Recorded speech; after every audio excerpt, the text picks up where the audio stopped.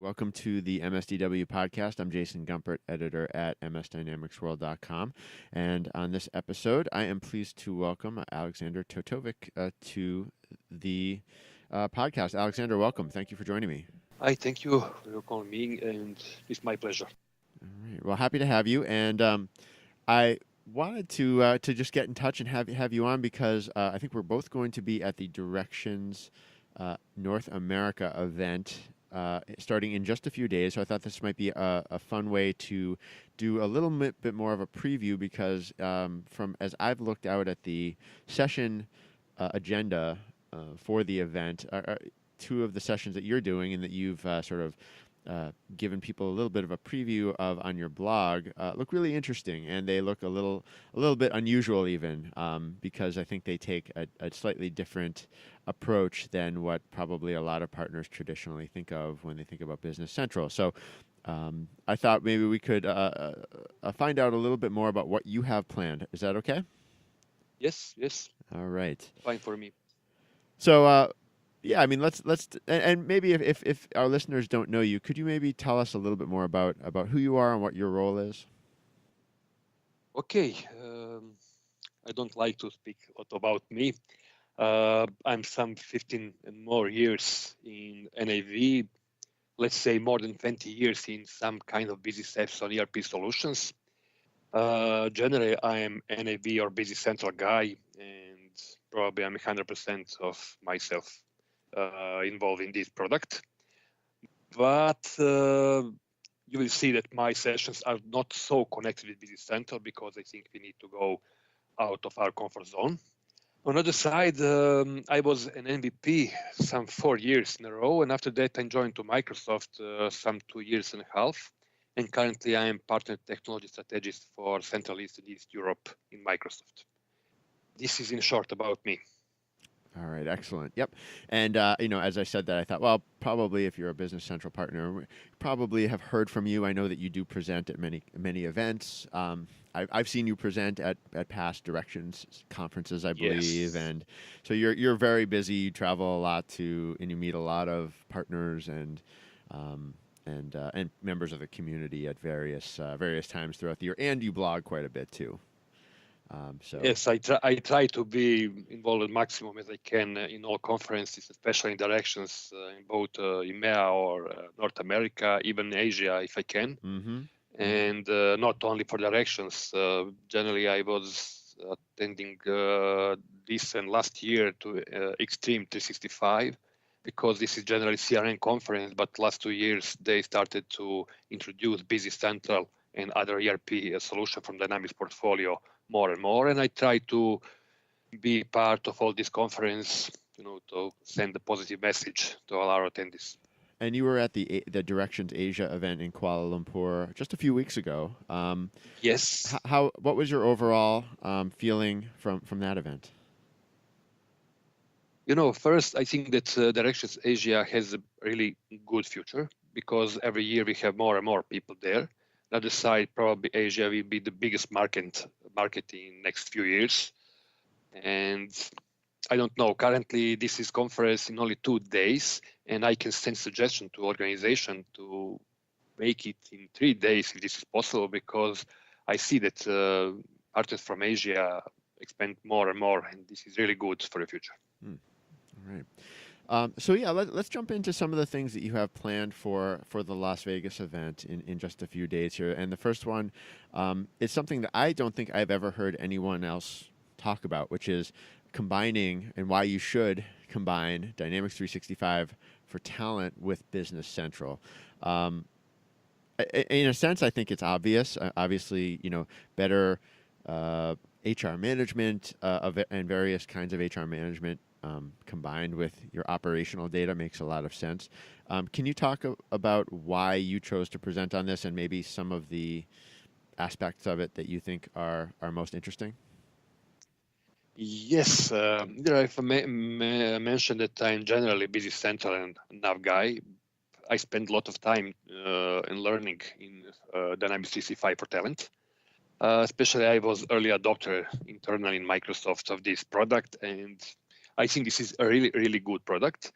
From one side, when you look in our marketing materials and everything, you will see that this is generally enterprise product.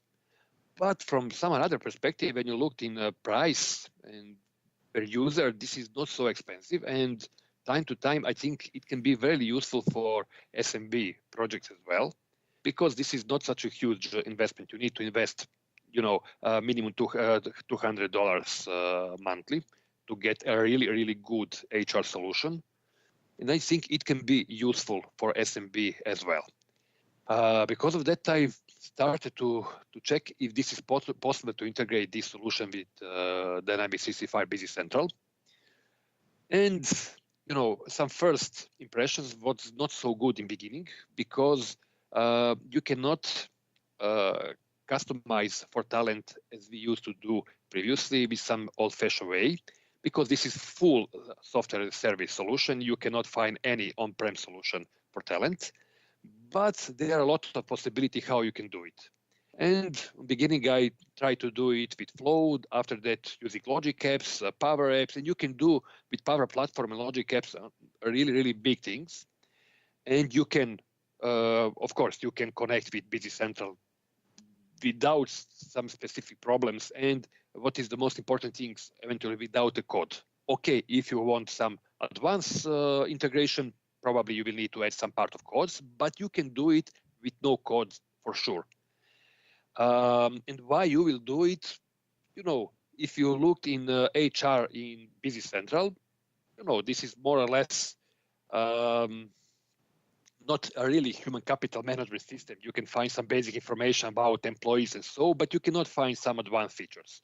On the other side, you can make some extension for HR solution, but again, Business Central and NAV, they are ERP products. When we develop this solution, this is generally prepared for ERP world, not for HR. On the other side, Talent is a really modern HR solution, and I think this is not such a good idea to redevelop everything what we have in Talent in Business Central. It will be much better if we can integrate. And as I mentioned, this is not so expensive for SMB customers. I try to do it, and there is a way you can do it for sure, very easy. And of course, if you want, as I mentioned, advanced features, you need to do a little bit more. But I want to present people how they can start with that, with not so big investment and not so big expectation in development and so. And presenting this at a partner focused event like Directions, I guess one of the messages is encouraging these partners, if they have not yet explored the Talent app, to learn it themselves and become more enthusiastic about it. Yes, exactly. I want to encourage partners to start to use, and not only for Talent. When we added Business Central to Dynamics 365 family, we want to present Dynamics 365. If I will sell solution, I will not choose to sell Business Central on NAV. I will choose to sell solution. Mm-hmm, and when you need to sell solution, you don't need to take care if this is part of ERP, if this is part of CRM, HR. You need to know how completely solution function, and you need to find what is the most fit with your client. And because of that, we need to know more and more on other solution, not only our basic application as Business Central. Yeah, and if I had to guess, I think partners are going to become more receptive to that idea. I think this is a good example of it that they could probably agree with, that this is a sensible add-on or additional piece of the overall solution story. So, and the other thing I understand about Talent, I've tried to follow it, but I feel like it does change very quickly. But Talent is it largely built using the common data model as its underlying sort of data layer? Is that true? Yes, currently Talent using, if I'm not wrong, I think 80 plus entities in common data model. All right. The product team start to move Talent to a CDM partially, but now we have the most important thing, and not only the most important, probably everything what is important for any type of integration we have in common data model. And you can integrate core HR with other solutions. And I would not like to recommend only to connect core HR, because we have additional apps, for example, Attract and Onboard. And maybe it is a good idea if you have, for example, HR solution created on Business Central and you don't want to take talent, okay. But what you can do, you can take, for example, Attract, because Attract is advanced feature with integration with LinkedIn. You can use for recruitment process, and you can connect only Attract app without using talent with Business Central. Mm-hmm. There are a lot of possibility. You know, I cannot find all possible possibility how you can connect and what you need to do. I just want to give some recommendations, some idea how to start. And for beginning, people can start with integration. After that, probably depends on scenarios. They can find more and more scenarios important for them. Yeah, I think that well, that's interesting. And the other thing I think of is anything. I believe in some slides I saw, perhaps from Directions Asia, the roadmap for Business Central has a very prominent portion of it, maybe for I believe maybe 2020 or 2021. It's very focused on the common data model and the common data service, and I assume that means allowing Business Central to interact with that more Yes. directly and more easily. And I have to think that HR focused data is going to be part of that, and also other kinds of data, which also leads me to it seems like that's maybe one of the themes of your both of your sessions, right? Is the integration of data, talent, but then the other event is about model-driven PowerApps. Yes. Model-driven PowerApps is again something not usually for Business Central users and partners. I spend a lot of time with PowerApps, but with Canvas, mostly Canvas PowerApps. But at one moment I started to think, okay, why not I will not use model-driven PowerApps with Business Central? And I decided to think about that and to start with this idea, because I found that a lot of new customers have both CRM and Business Central implemented. Mm-hmm. And okay, for a first perspective, we have native integration for sales and Business Central, and it worked fine. But what if we have, for example, a lot of users in CRM parts, and they will need just some part of Business Central? They don't need everything. They don't want to work in Business Central. But for example, let's say they need to use timesheet. And if you have, for example, 100 people in CRM, you need to spend a lot of time to train them how to use Business Central. From my perspective, or for us as Business Central users, partners, and never mind, probably we will say, okay, but user experience in Business Central is easy. And probably for all of us is really easy to start the Business Central, because we are working that with 15 or 20 years with NAV and Business Central. But on the other side, if you have, natively CRM users, they are not familiar with Business Central, and they cannot just learn how to use timesheet. They need first to understand the user experience in Business Central. After that, they need to start to learn how they can enter their data, how they can found the information. And I think that it will be much easier if you can move some of page, for example, timesheet, or never mind, anything what you want to move in their native environment. And they're currently working CRM, and if you speak about model-driven Power Apps is actually XRM, and this is platform for CRM.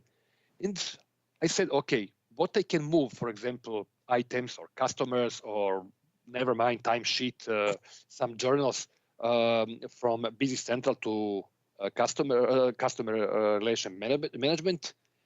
And I said, okay, why not? It will be much easier, because I think that partners will spend less time to create model-driven Power App for some specific features, in comparison how time they need to train new users for using Business Central. And I started to think about that, and I decided, okay, let's try how we can connect it. And on the end, this is possible. This is not something maybe usually to do, but this is possible. You can move you can move. This is not just integration. You need to create something in common data model. But when you create a copy of entity from Business Central to common data model, you can integrate very easy, and it can work, normally without any problem. That's interesting. So, a main element of this scenario involves sort of sharing data via entities in the common data model that are represented also in Business Central. Yes. Okay. That's very interesting, and I would imagine that's probably a much more maybe this is what your point was, but it's it seems like if you're already a D365 customer engagement customer, this is probably it could be a more economical approach than buying additional licenses to Business Central, perhaps. Okay, depends time to time. Probably they will need maybe to have licensing, depends of scenario. But for example, for timesheets, for some basic things, if they are team member, they will be team member for CRM and for Business Central as well. They can use the same license, and they don't need to spend time to involve how to use a different solution. And I think it will be much easier for them. But again, every time it depends from a specific customer for project to project. Yeah, that's true. But I would like to give, to encourage people to start to think a little bit more about that, because this is not only about integration. This is, from one perspective, this is integration, but from another perspective, this is a little bit more. This is changing user experience on basic Business Central data. Very good. Well, I love the approach, trying to get people to change their way of thinking. I know it's been a popular approach in the past. So and just to be a little more specific, the model-driven Power Apps with Business Central session is on May 5th, and the talent integrated with or combining talent and Business Central is a session on Tuesday, May 7th. So you'll be presenting 2 different days at the event. Are there other sessions or speakers who you are looking forward to hearing from in particular? Yes, of course. First, every time when you start with direction season, you can go on 2 different conferences, and every time you will see something new on Keynote. For sure, you will see. Never mind, I was in Directions Asia, but for sure, probably I will see something new on Keynote in Directions North America. After that, we have more sessions here in North America, and I still have some sessions I will choose to go in there. I think this is not a good idea to say where I want to go because of a lot of my friends are there, and I don't want to put somewhere on a first place. But there are a lot of sessions. I will go there for sure. Some of them are from our Microsoft side. Some of them are from some of MVPs. But for sure, I will go minimum on 10 different sessions. All right, very good. Well, Aleksandar, thank you so much for taking the time. I look forward to catching at least one of your sessions, if not both of them, and safe travels to Las Vegas. Okay, thank you very much. This has been another episode of the MSDW podcast. My thanks to Aleksandar for joining us today. If you have any comments, reach out, jgumpert at msdynamicsworld.com. Until next time, this is MS Dynamics World signing off.